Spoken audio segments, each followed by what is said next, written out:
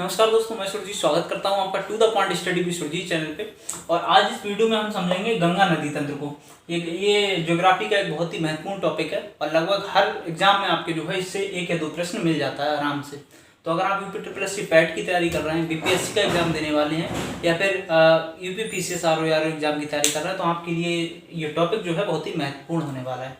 तो इसमें जो हम पहले 5 प्रयागों को देखेंगे, कौन कौन सी नदियां मिलकर उन प्रयागों का निर्माण करती है, और लास्ट में गंगा नदी जो है किन किन नदियों से मिलकर बनती है तो समझते हैं। और इनके स्रोत देखेंगे कि कहाँ से कौन सी नदी निकलती है।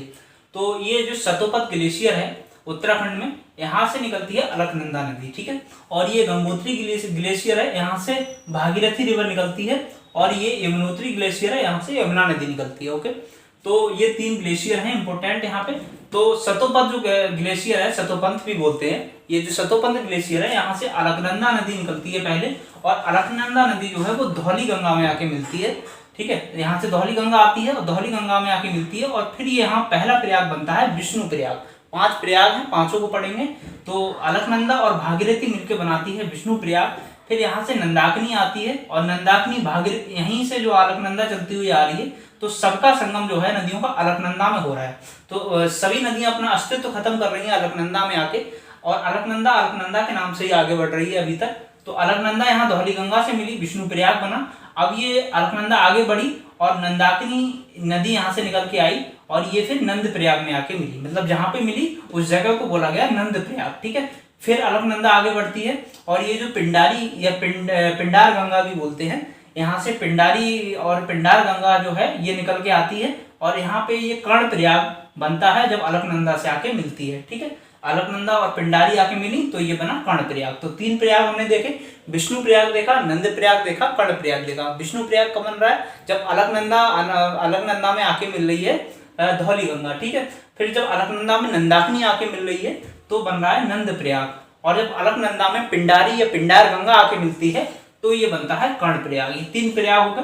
अभी हमारे 2 प्रयाग और बचे, उनको भी देखते हैं। तो देखिए ये जो मंदाकिनी है, मंदाकिनी ये जो गंगोत्री ग्लेशियर है इसी के लेफ्ट से थोड़ा निकलती है, राइट से इधर से। तो मंदाकिनी जो है ये बहती हुई आती है और ये अलकनंदा में आके मिल जाती है। यहाँ से अलकनंदा ही चल रही है और बाकी ये तीनों नदियां यहाँ पे मिल रही हैं। विष्णु प्रयाग बना, नंद प्रयाग बना, कर्ण प्रयाग बना। अब यहाँ पे अलकनंदा आई और ये मंदाकिनी आई, ये मिलके बनाती हैं रुद्र प्रयाग, ठीक है। इन्होंने रुद्र प्रयाग बनाया।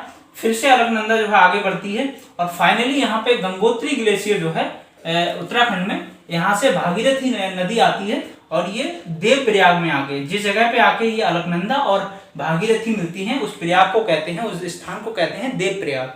तो ये 5 प्रयाग हो गए, विष्णु प्रयाग, नंद प्रयाग, कर्ण प्रयाग, रुद्र प्रयाग और देव प्रयाग। देखिए जो भागीरथी नदी है इसमें भीलांगना नदी भी आके मिलती है बीच में। और इस भीलांगना नदी और भागीरथी नदी का जो संगम होता है यहीं पे बना हुआ है टिहरी बांध, ठीक है। टिहरी बांध बना हुआ है ये भागीरथी और भीलांगना नदी के संगम पे। क्वेश्चन कई तरीके से पूछा जाता है। हो सकता है ये पूछ ले कि जो प्रयागों से क्वेश्चन पूछ ले कि विष्णु प्रयाग किन के नदियों के संगम पे बनता है। हो सकता है पूछ ले कि सतोपंथ ग्लेशियर से कौन सी नदी निकलती है। तो ग्लेशियर से भी क्वेश्चन पूछा जा सकता है, प्रयाग से भी क्वेश्चन पूछा जा सकता है, या फिर ये भी पूछ सकता है कि टिहरी बांध जो है किन 2 नदियों के संगम पे बनता है।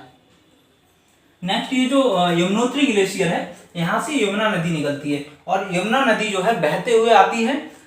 ये आके मिलती है यहाँ पे प्रयाग में। संगम जहाँ पे होता है गंगा और यमुना का, उसको संगम नाम भी दिया गया है और प्रयाग नाम भी दिया गया है। प्राचीन समय में इसमें एक और नदी आके मिलती थी जिसका नाम हुआ करता था सरस्वती। तो गंगा यमुना सरस्वती का संगम यहाँ होता था। हालांकि सरस्वती नदी तो अब लुप्त हो गई है, लेकिन गंगा और यमुना का जो संगम है यहाँ होता है, इसको बोलते हैं प्रयाग नाम से। ये इन 5 प्रयागों से अलग है। इसमें फाइनली ये जो भागीरथी और अलकनंदा नदियां हैं ये यहाँ पे देव प्रयाग में जब आके मिल जाती हैं तो ये आगे जो बढ़ती है नदी वो गंगा नाम से मतलब गंगा नदी नाम से आगे बढ़ती है, ठीक है। अब तक जो अलकनंदा थी इसमें सारी नदियां आके मिल रही थी और ये अलकनंदा नाम से ही आगे बढ़ रही थी। फिर बाद में यहाँ आके भागीरथी मिली और ये जब अलकनंदा और भागीरथी मिली तो ये गंगा नदी नाम से जानी जाने लगी। ये मिलती है हरिद्वार में आगे। तो ये बात देखो महत्वपूर्ण है कि गंगा नदी किन 2 नदियों के संगम से मिलकर बनती है? भागीरथी और अलकनंदा जब दोनों मिलती हैं हरिद्वार में आके तो ये गंगा नदी नाम से आगे जानी जाती है, ठीक। और यमुना जो मिलती है गंगा से आके मिलती है, वहां से प्रयाग बोलते हैं और संगम नाम से भी जानते हैं उस जगह को। तो इसको और रिवीजन के तौर पे इधर देख सकते हैं आप। जब अलकनंदा धौलीगंगा से मिलती है तो उसको कहते हैं विष्णु प्रयाग। जब अलकनंदा मंदाकिनी से मिलती है तो उसको कहते हैं नंद प्रयाग, ठीक है। और जब अलकनंदा पिंडारी से मिलती है या पिंडार गंगा से मिलती है तो उसको कहते हैं कर्ण प्रयाग।